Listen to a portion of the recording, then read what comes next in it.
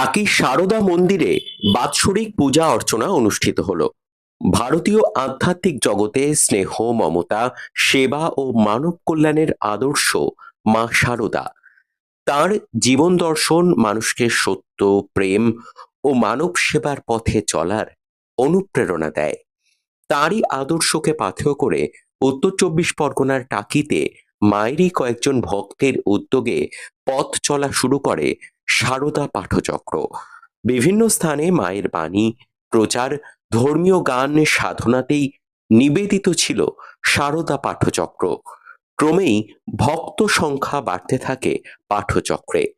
২০০৬ সালের ২৯শে এপ্রিল পথ চলা শুরু করে টাকির সারদা পাঠচক্র। দিনটিকে স্মরণ করে প্রতি বছর ওই দিনটি উদযাপন হয়ে থাকে সারদা পাঠচক্রের তরফে। ক্রমেই মহানুভব কিছু মানুষের সহযোগিতায় টাকি পালপাড়াতে গড়ে ওঠে মা সারদা মন্দির।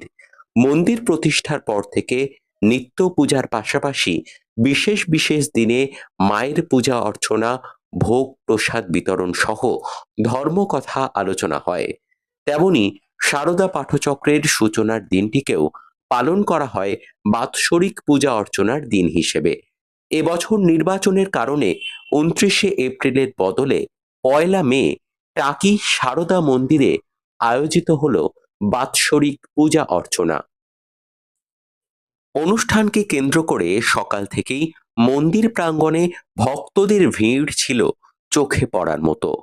মায়ের পূজা অর্চনার পাশাপাশি ঠাকুর পুকুর থেকে আগত মাতাজিদের ধর্মকথা, সারদা মায়ের ভক্তদের ধর্মীয় গান, শ্রুতিনাটক সহ বিভিন্ন উপস্থাপনায় মুখরিত হয় মন্দির প্রাঙ্গণ।